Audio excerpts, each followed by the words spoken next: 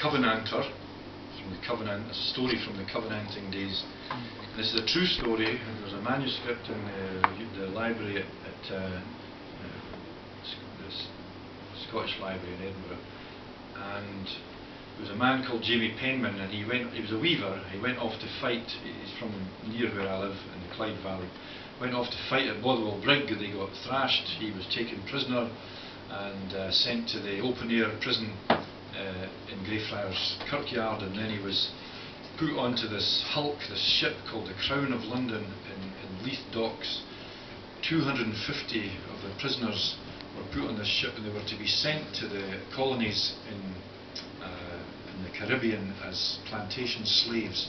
They didn't get any further than Orkney because of a terrible storm, and the ship was wrecked on the cliffs there, and the crew had treated the prisoners so badly that they knew that if they opened the hatches and let them out, that they would suffer for it. So they left the hatches locked, and 200 of the Covenanters drowned there as the ship broke apart.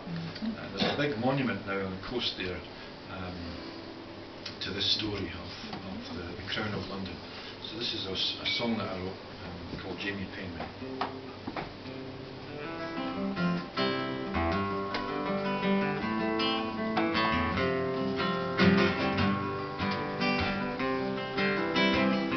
My name is Jamie Penman, I'm a weaver to my trade in the town of Biggar.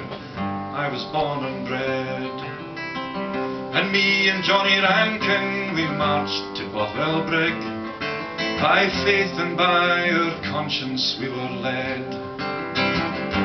Side by side we stood against the crown, but the Covenanting flower was cut down, and with tears of frustration in our eyes we turned and fled. 5,000 Covenanters were chaff before a wind that roared upon us from the fires of hell.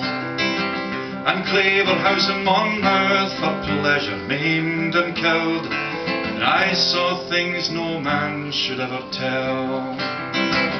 Oh, but not for me, the martyr's joy, only chains of shame under heaven's eye, in Greyfriars Kirkyard to suffer its mocking bell.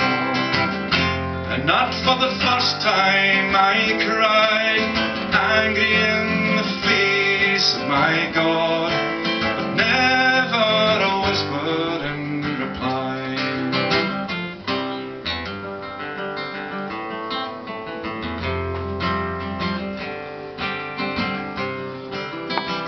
On board the Crown of London there's a stinking fever hold, and we were dragged and roughly crammed inside.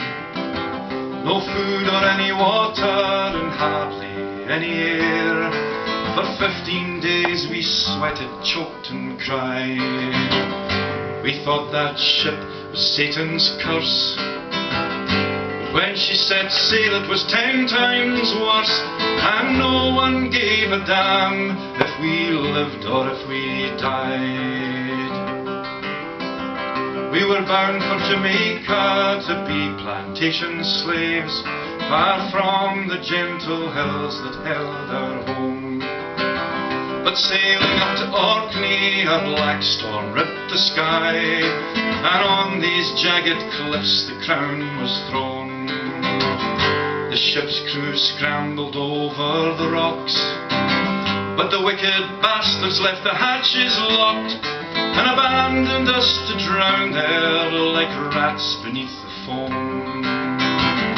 And not for the first time I cried, angry in the face of my God, never a whisper in reply.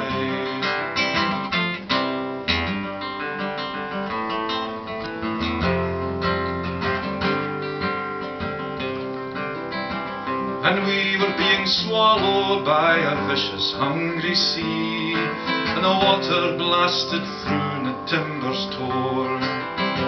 In panic and confusion, one hatch was broken wide, and some of us were spat towards the shore.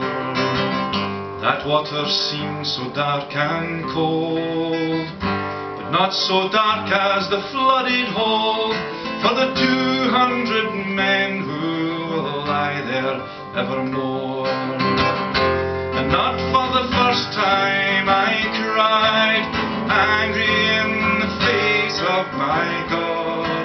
But this time the heavens opened wide with a crash and a roar of anger and pride. I turned from the deep, dragging my feet to search in the dark for the road